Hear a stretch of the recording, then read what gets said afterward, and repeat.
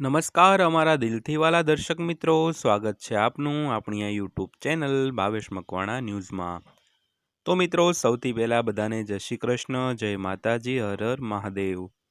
તો ફેમિલી મિત્રો, આજના વિડીયોમાં આપણે વિગતવાર વાત કરવાના છીએ।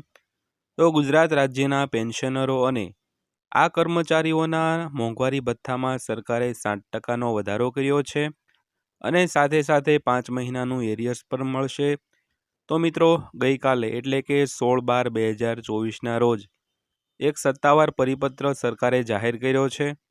તો તેના દ્વારા માહિતી આપી છે કે પેન્શનરો અને કર્મચારીઓના મોંઘવારી ભથ્થામાં 7%નો વધારો થશે અને સાથે સાથે 5 મહિનાનું એરિયર્સ પણ મળશે મિત્રો।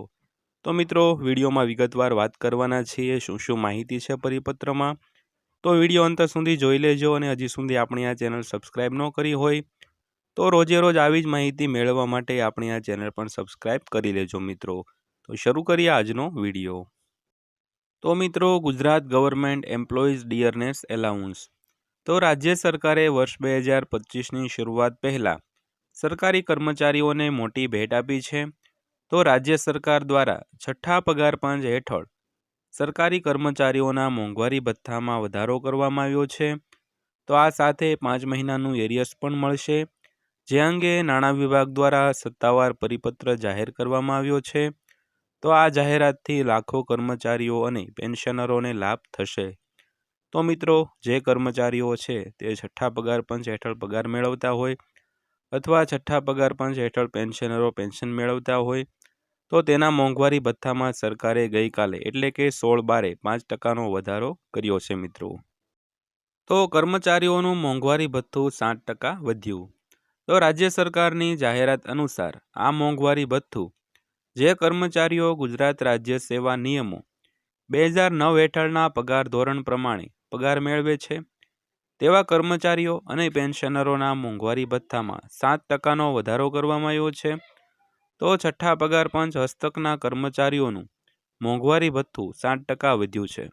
તો રાજ્ય સરકારે છઠ્ઠા પગાર પંચ પ્રમાણે પગાર મેળવતા કર્મચારીઓ અને પેન્શનરોના કિસ્સામાં ચૂકવવા પાત્ર મોંઘવારી ભથ્થાના માસિક દરમાં 1 જુલાઈ 2024થી વધારો કરવાનું નક્કી કર્યું છે।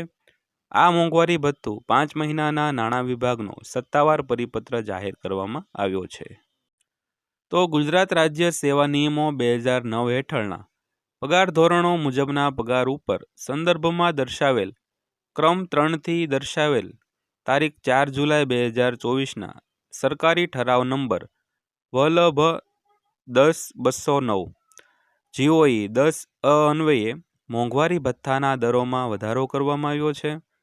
તો રાજ્ય સરકારના અને પંચાયતના કર્મચારીઓને તારીખ 1 જાન્યુઆરી 2016ની અસરથી ગુજરાત રાજ્ય સેવા નિયમો 2016 લાગુ પાડવામાં આવતા નવા પગાર ધોરણો ઉપર તારીખ 1 જાન્યુઆરી 2016થી મળવાપાત્ર મોંઘવારી ભથ્થાના નવા દરો અને તે દરોમાં વખતનો વધારો મંજૂર કરવામાં આવેલ છે। પરંતુ જે અધિકારીઓ કર્મચારીઓને ગુજરાત રાજ્ય નિયમો 2016 અનુસારના પગાર ધોરણો લાગુ પાડવામાં આવેલા નથી અને ગુજરાત રાજ્ય સેવા નિયમો 2009 હેઠળના પગાર ધોરણમાં પગાર મેળવે છે તેવા કર્મચારીઓ અને પેન્શનરોના મોંઘવારી ભથ્થાના પ્રવર્તમાન દરો તારીખ 1 જુલાઈ 2024થી સુધારણા કરવા અંગેની બાબત સરકારની વિચારણા હેઠળ હતી। ત્યારબાદ વાત કરીએ તો નાણાં વિભાગના તારીખ 4 જુલાઈ 2024ના સરકારી ઠરાવ નંબર વલભ 10/209 GOE 10/6થી છઠ્ઠા પગાર પંચ મુજબ પગાર મેળવતા કર્મચારીઓને તારીખ 1 જાન્યુઆરી 2024ની અસરથી 239% મુજબ મોંઘવારી ભથ્થું મળવાપાત્ર થશે તેમ ઠરાવવામાં આવેલ છે। તો ચૂકવવા પાત્ર તારીખની વાત કરીએ તો તારીખ 1 જુલાઈ 2024થી ચૂકવવા પાત્ર માસિક મોંઘવારી ભથ્થાના દરની વાત કરીએ તો મૂળ પગારના 246%, તો કર્મચારીઓના કિસ્સામાં ડિસેમ્બર 2024થી 246 મુજબનું મોંઘવારી ભથ્થું માસિક પગાર સાથે નિયમિત રીતે તથા સૂચિત મોંઘવારી ભથ્થાના જુલાઈ 2024થી નવેમ્બર 2024 માસ સુધીના કુલ 5 માસના તફાવતની રકમ ડિસેમ્બરના માસના પગાર સાથે ચૂકવવાની રહેશે, એટલે કે જાન્યુઆરીમાં પે કરવામાં આવશે. તો રાજ્ય સરકાર હેઠળના પેન્શનરોના કિસ્સામાં જુલાઈ 2024થી નવેમ્બર 2024 સુધીના કુલ 5 માસના સમયગાળાની મળવાપાત્ર હંગામી વધારાના તફાવતની રકમ રોકડમાં ઉપર જણાવ્યા મુજબ ચૂકવવાની રહેશે. તો આ હુકમો હેઠળ મોંઘવારી ભથ્થું વિનિયમિત કરતી વખતે નાણાં વિભાગના તારીખ 27 ફેબ્રુઆરી 2009ના સરકારી ઠરાવ નંબર PGR/1009/6/પેસેલ મના ફકરા નંબર 3 અને 4માં આપેલી જોગવાઈઓ અગાઉની જેમ જ લાગુ પડશે.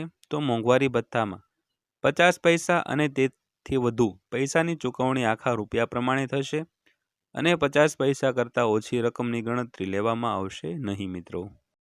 ત્યારબાદ વાત કરીએ તો NPPA મેળવનાર કર્મચારી અધિકારીઓને મોંઘવારી ભથ્થાના હાલના કુલ 9% વધારાના લાભની ગણતરી પગાર સુધારણા 2009 મુજબ તથા નાણાં વિભાગના તારીખ 25 જૂન 2010ના ઠરાવ ક્રમાંક PGR/1009/8 તારીખ 1 સપ્ટેમ્બર 2010ના ઠરાવ ક્રમાંક PGR/1010/51/પેસેલ તારીખ 11 નવેમ્બર 2011ના ઠરાવ ક્રમાંક PGR/1011/67/પેસેલ તથા તારીખ 10 એપ્રિલ 2012ના ઠરાવ ક્રમાંક PGR/1011/70 પેસેલ મુજબ કરવાની રહેશે.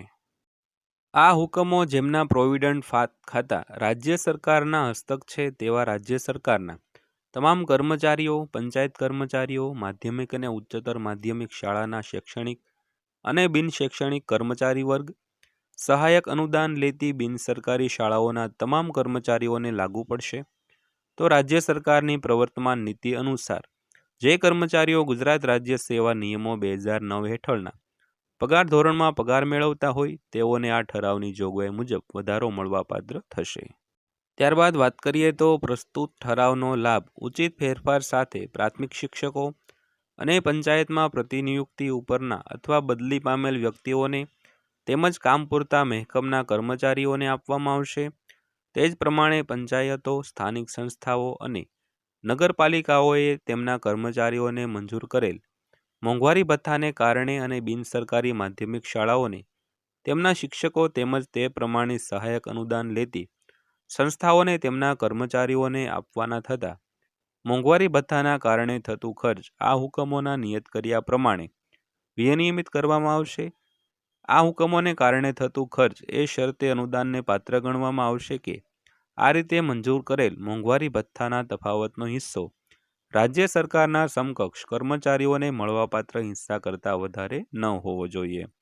તો મિત્રો આ અત્યારની માહિતી પસંદ આવી હોય તો વિડીયોને લાઇક કરજો અને આવા નવા વિડીયો જોવા માટે આપણી આ ચેનલ સબસ્ક્રાઈબ કરી લેજો મિત્રો. ફરીવાર પાછા મળીશું આવા જ એક નવા વિડીયો સાથે. ત્યાં સુધી સૌને જય હિન્દ, વંદે માતરમ.